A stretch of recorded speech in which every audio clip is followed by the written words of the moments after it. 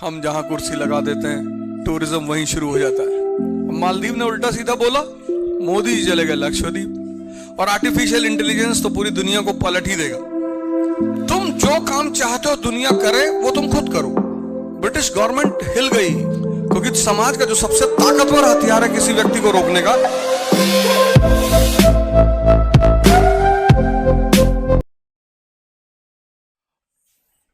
अब ये 3 फेज का एग्जामिनेशन है, प्रीलिम्स, मेंस और इंटरव्यू।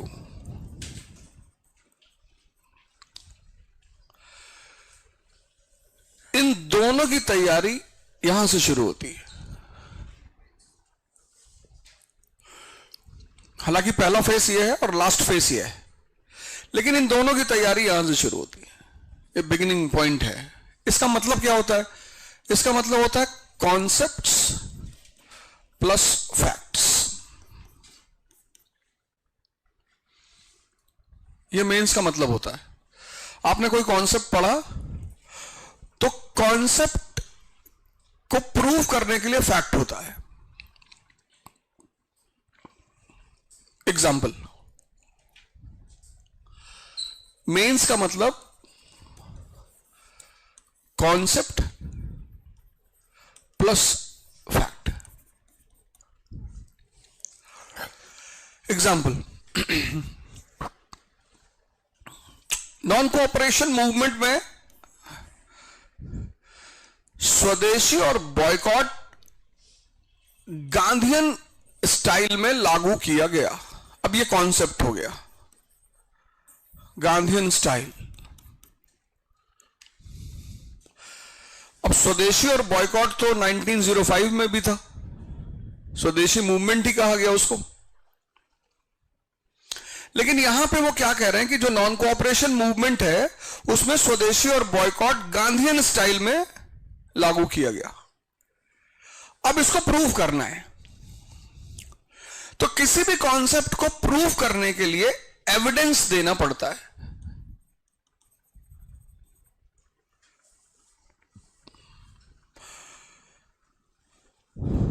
क्योंकि बिना एविडेंस के वो मिथ हो जाएगा।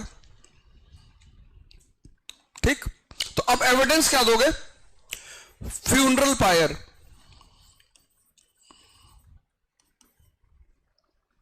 फ्यूनरल पायर एपिसोड,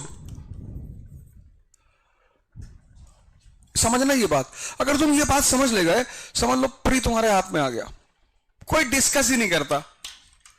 इतने सारे पेपर यूट्यूब पे पढ़े, ये कोई डिस्कस नहीं किया, मैंने देखा ही नहीं किसी को करते हुए।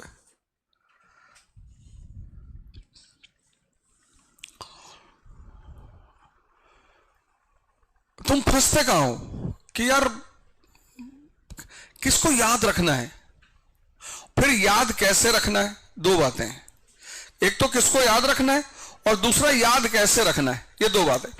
अब तुमने कॉन्सेप्ट दिया कि साहब नॉन कोऑपरेशन मूवमेंट में गांधीयन स्टाइल में स्वदेशी और बॉयकॉट को अडॉप्ट किया गया। फिर तुमने एग्जांपल दिया funeral pyre, funeral pyre episode. अब इसमें क्या करते थे?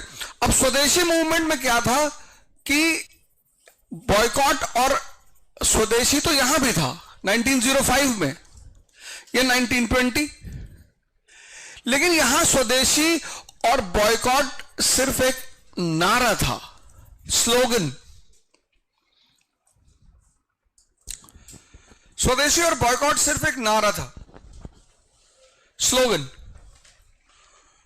जब तुम अपने बच्चे से, अपने छोटे भाई से कहते हो कि सुबह 4 बजे उठना चाहिए, तो उसका बच्चों पे कम असर होता है। जब तुम खुद 4 बजे उठते हो तो उस पर ज्यादा असर होता है। इसलिए जितने लोग प्रवचन करते हैं अपने अपने घरों में, उनके बच्चे कहते हैं ऐसे ही, तुम जो काम चाहते हो दुनिया करे वो तुम खुद करो। उसका एक सबसे प्यारा तरीका यही है, वो तुम खुद करो। तो तुम जब बदलोगे, जैसे आश्रमों में जो गुरु होता है, बड़ा सबसे चीफ है, जैसे सदगुरु हैं। अब सदगुरु का जीवन इतना मस्त है कि हर आदमी कहता है कि मुझे आप जैसा बनना है। अब सदगुरु 3 बजे उठ के ध्यान करते हैं, तो अब आश्रम में जितना भी आदमी है, अगर सदगुरु सुबह 10 बजे सुबह उठे तो कल वो आश्रम खाली हो जाएगा।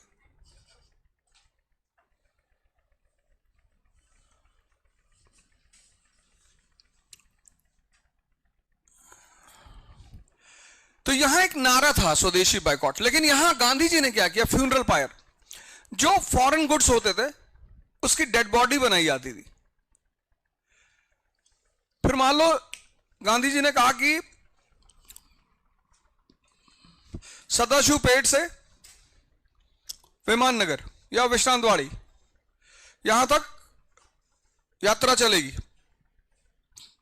15 जनवरी सुबह 7 बजे सब सदाशिव पेट पे गैदर करेंगे, और फिर यहां से डेड बॉडी, जैसे हिंदू अपनी डेड बॉडी शमशान घाट तक ले आते हैं, ऐसे ये विदेशी कपड़ों की डेड बॉडी यहां से उठाएंगे और फिर विश्रांतवाड़ी तक पैदल चलते हुए जाएंगे। तो यहां से लेकर विश्रांतवाड़ी 15 किलोमीटर तक लोग सड़कों के किनारे खड़े होंगे, और फिर गांधी उनसे अपील करेंगे कि कम से कम एक रुमाल आप इसमें डाल दो। अब ये थ्योरेटिकल अप्रोच है, ये प्रैक्टिकल अप्रोच है। अब इस प्रैक्टिकल अप्रोच का इतना फायदा हुआ, जिंदगी में प्रैक्टिकल अप्रोच का बहुत फायदा होता है। किसी को थ्योरेटिकली मानना और किसी को प्रैक्टिकली मानना दो अलग अलग बातें हैं। जैसे कल एक साहब से मैंने कहा कि यार एक्सरसाइज वगैरह, बोले तुम करते हो, तो हमने कहा दंड बैठक मारोगे, कहा हाँ, हमने कहा 100 एक बार में। बहुत खींच खाच के बेचारे 9 तक चले गए थे, आज सुबह उठ नहीं पा रहे थे, क्या यार बहुत पेन हो रहा है। हाँ, मैंने कहा तो होगा, तो है ही है। पेन का मतलब होता है परिवर्तन। जिस चीज में पेन नहीं होता उससे आपको कभी कभी कुछ अचीव नहीं होगा। जिन चीजों में पेन नहीं है वहां तो कुछ अचीवमेंट है ही नहीं। अब इस अप्लाइड, अब देखो तुमसे क्या क्वेश्चन पूछेगा वो, इस अप्लाइड अप्रोच का इतना इंपैक्ट पड़ा स्वदेशी पे कि जो हमारा 1 बिलियन का इंपोर्ट था फॉरेन गुड्स का, वो 57 मिलियन पे आ गया। ये तुम्हारा प्रीलिम्स का फैक्ट बन गया, ये पूछ लेगा।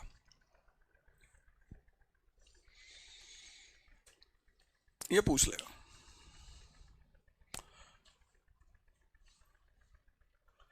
नहीं बात समझ में आई? तो एक तो क्वेश्चन क्या हुआ, फैक्चुअल। फैक्चुअल पहला प्रीलिम्स का क्वेश्चन क्या हुआ, फैक्चुअल। पर सिर्फ फैक्चुअल प्रीलिम्स के क्वेश्चन नहीं होते, लेकिन ये पहला हुआ फैक्चुअल। वो देखना चाहते हैं कि आप इस बात को समझे कि अप्लाइड किसी चीज को जब तुम प्रैक्टिकली करते हो उसका रिस्पॉन्स कुछ और होता है। यहां वो थ्योरेटिकली कर रहे थे, रिस्पॉन्स है ही नहीं। यहां प्रैक्टिकली कर रहे हैं, रिस्पॉन्स है। 1 बिलियन का इंपोर्ट 57 मिलियन पे आ गया। ब्रिटिश गवर्नमेंट हिल गई, घाटा हो रहा है ना। मालदीव ने उल्टा सीधा बोला, मोदी जी चले गए लक्षद्वीप, हम जहां कुर्सी लगा देते हैं टूरिज्म वहीं शुरू हो जाता है। मालदीव की हालत खराब हो गई कि अरे भगवान, और शादियों का मौसम है, वीजा लेना नहीं हमें मालदीव जाने के लिए, तो ज्यादातर लोग मालदीव जाते थे। सरकार गिरने की स्थिति में है।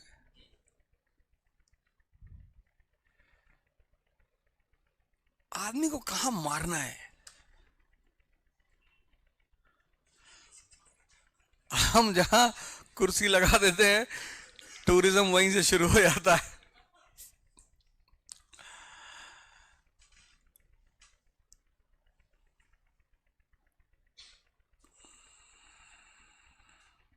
ये पहला क्वेश्चन हो गया, ये तुम्हें याद रखना था। कितने लोग प्रीलिम्स की तैयारी करते हैं जिनको पता ही नहीं होता कि यार, अच्छा जिनकी मेंस की तैयारी नहीं है उनको तो देना ही नहीं है, वो तो आए ही ना अंदर, वो बाहर दरवाजे पे खड़े रहे, हाथ वाथ हिलाए। जितने लोग ये सोचते हैं कि ऐसे ही देंगे, बहुत सारे लोग होते हैं, वो अपना टाइम बिल्कुल ना बर्बाद करें। जिंदगी में कोई भी काम ऐसे ही ना करें झूठ बोलने के सिवा। आप ऐसे ही झूठ बोल सकते हैं, उसमें कोई दिक्कत नहीं है, प्रैक्टिस होती रहेगी। जितने अच्छे झूठ बोलने वाले हो जाएंगे समाज में उतनी तरक्की होगी आपकी। ये नियम है, ये कानून है। स्कूल में इसलिए नहीं पढ़ाया जाता, फिर समाज में डिस्टर्बेंस पैदा हो जाएगी, इसलिए ये चीज स्कूल में नहीं बताई जा सकती। अगर बच्चों को हम क्लास नर्सरी से बताने लगेंगे कि झूठ बोलना आर्ट है, तो एनार्की फैल जाएगी चारों तरफ, तो हम नहीं कर सकते। हमें पता है कि उस 50 बच्चे में से एक कोई समझदार होगा कि मास्टर झूठ बोल रहे हो। वही लड़का बड़ा होके प्रधानमंत्री बनेगा, मुख्यमंत्री बनेगा, फिर उसके क्लास वाले कहेंगे पढ़ता तो था नहीं भैया, भगवान भैया यही सब तो करता है भैया, सब ऊपर मत्थे में लिखा के लाते हैं। ऐसा कुछ नहीं होता, भगवान कुछ नहीं करता। भगवान आदमी को अपॉर्चुनिटीज देता है, मौके, बस, उसके सिवा वो कोई काम नहीं करता, है ही नहीं उसका कोई काम। और देने के नाम पे 3 चीज इंसान को देता है, चौथी उसके पास है ही नहीं, बल, बुद्धि, विद्या।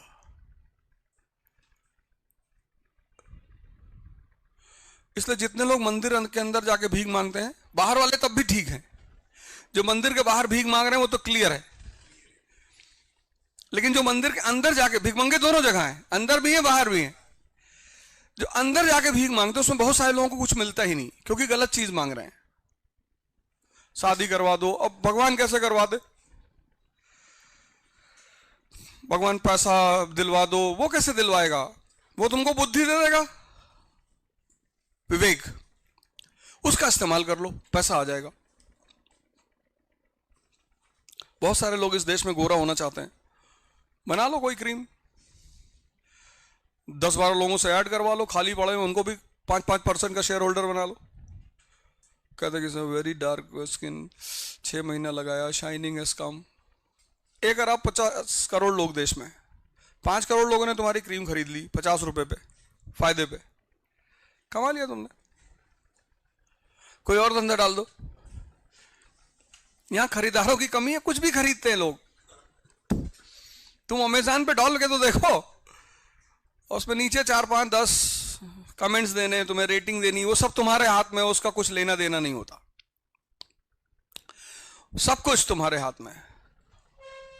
और आर्टिफिशियल इंटेलिजेंस तो पूरी दुनिया को पलट ही देगा, बहुत लोगों की जान भी लेगा, क्योंकि डीप फेक जिस तरह से बढ़ रहा है। पर तुम कभी घबराना मत, डरना मत कभी। तुम्हारी अगर बेइज्जती हो रही है तो समझ लो तुम भगवान बनने के रास्ते पे जा रहे हो।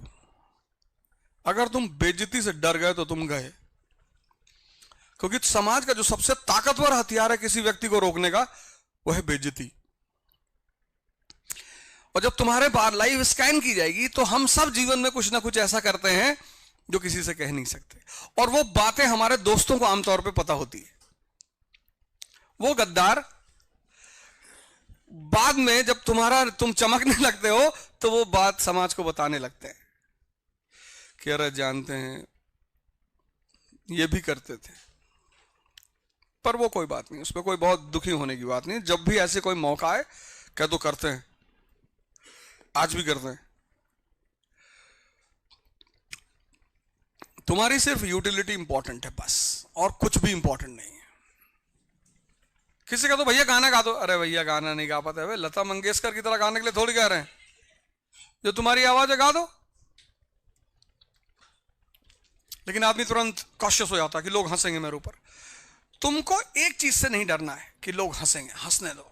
जितना लोग तुम्हारे ऊपर हंस रहे हैं उतनी तुम्हें ताकत मिलती जा रही, और कोई रास्ता ही नहीं है,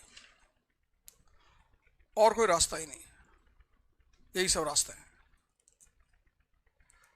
तो मैंने फॉर्मूला निकाला है ना, 6 महीने की तपस्या की है तो आईएएस बन जाओगे, 1 साल की है तो एमएलए बन जाओगे, 5 साल की है तो एमपी बन जाओगे, 10 साल की है तो पीएम बन जाओगे, और 14 साल में भगवान। 8 मेरा पूरा हो गया है।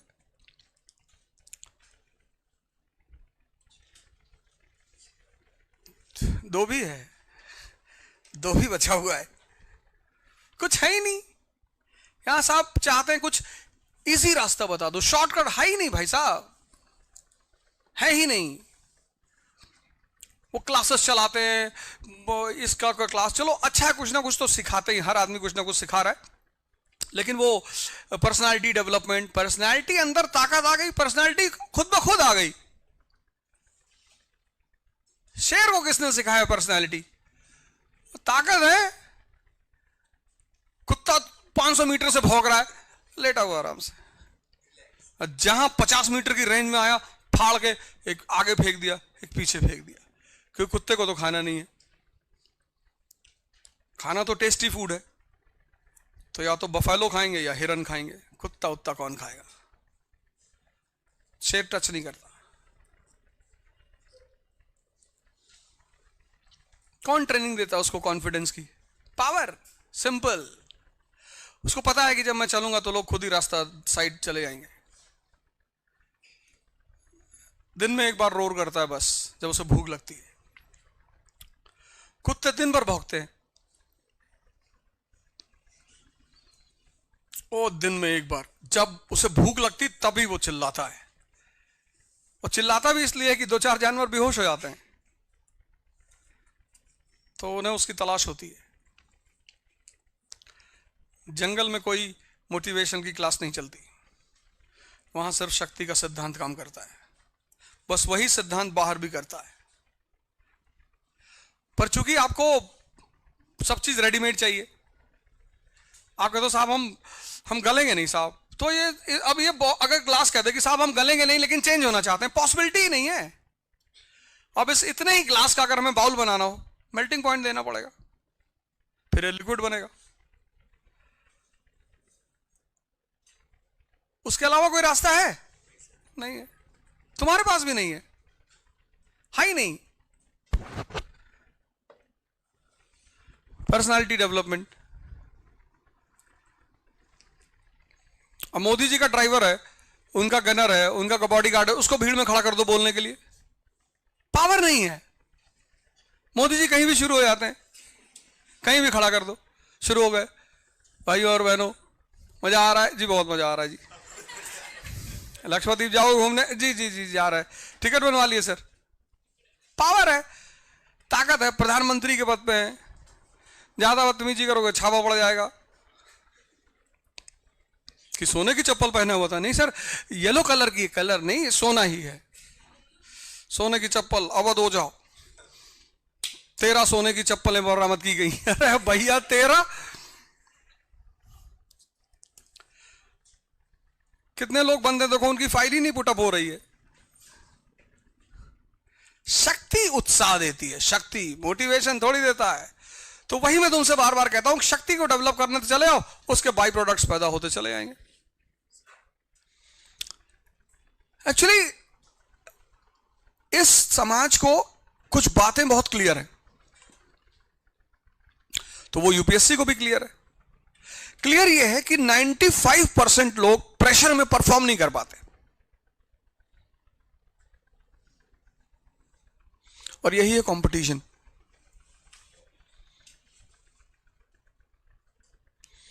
कंपटीशन ज्ञान की जांच नहीं है, पर्सनालिटी की जांच है।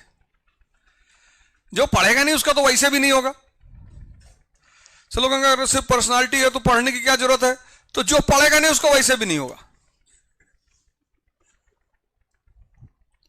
लेकिन पढ़ाई और पर्सनालिटी, क्योंकि तुम प्रेशर में आते हो। तुम अभी मैं तुमसे कहूं, किसी आदमी को बुलाऊं कि हाँ चलो बोलो, तुम तुरंत प्रेशर में आ जाओगे। अभी बहुत नॉर्मल बैठे हो, अभी तुम्हें कोई टेंशन नहीं है, शांति से बैठे हो। ये चीज जिसको समझ में आने लगती है, आदमी को लगता है मैं नॉर्मल हूं। बेसिकली वो नॉर्मल होता ही नहीं, उसे अपनी एबनॉर्मलिटी का पता सिचुएशन में होता है।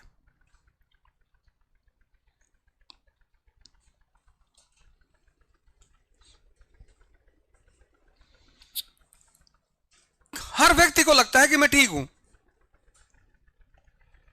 जब तक चैलेंज उसके सामने नहीं आता। इसलिए शरीर की बीमारियां दिखाई पड़ती हैं, मन की दिखाई नहीं पड़ती। एक बीमारी है मन की, एंजाइटी, उसका कोई लक्षण ही नहीं है। एंजाइटी उसका कोई लक्षण ही नहीं। आज सबसे ज्यादा है, आज सबसे ज्यादा लोग एंजाइटी से परेशान है। लेकिन एंजाइटी की एक खासियत है, वो सिचुएशन पे डिपेंड करती है।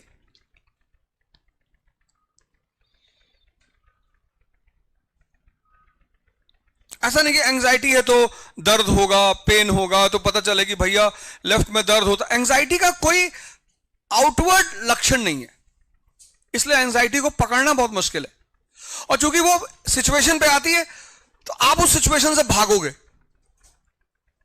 आपको किसी ने कहा पब्लिक स्पीकिंग करनी है, अरे आपको कहने भैया हम नहीं बोलेंगे, भैया ये इनको ले जाओ, भैया ये अच्छा बोल लेते हैं, इनको ले आओ।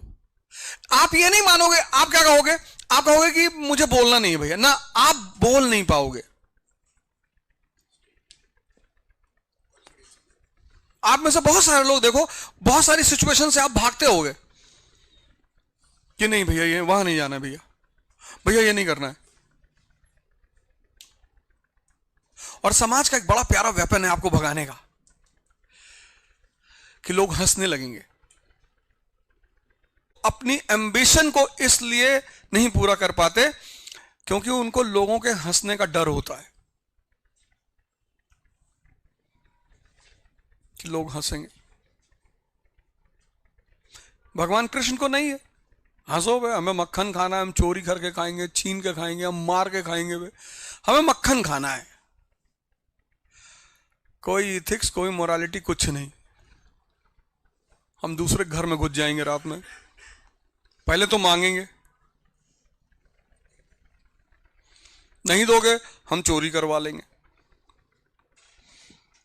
चोरी करने मारोगे तो जब पानी भर के चलोगी मार देंगे, मटकी फूट जाएगी तुम्हारी।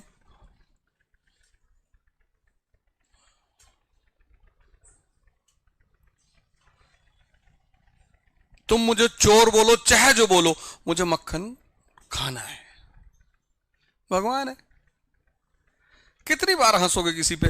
एक बार, दो बार, चार बार, 5 बार, फिर बाद में क्या कहोगे कि बेशरम है भैया।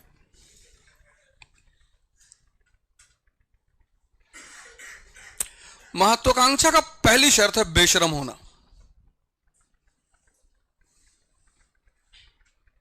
वो तुमको बेशरम बना देता है। चिंता ही नहीं करना, जाओ कर लो जो करना है। और उसमें जो लोग ज्यादा हंसते हैं, उसमें 2-3 लोगों का नाम डायरी में लिख लो कि तुमको बताएंगे बेटा। और वो अगर हंसे, आज देखो लोग मोटिवेशन ढूंढ रहे हैं, क्यों? क्योंकि उनके पे कोई हंस ही नहीं रहा है। हंसने से जो आग अंदर पैदा होती है ना, वो किसी मोटिवेशन से नहीं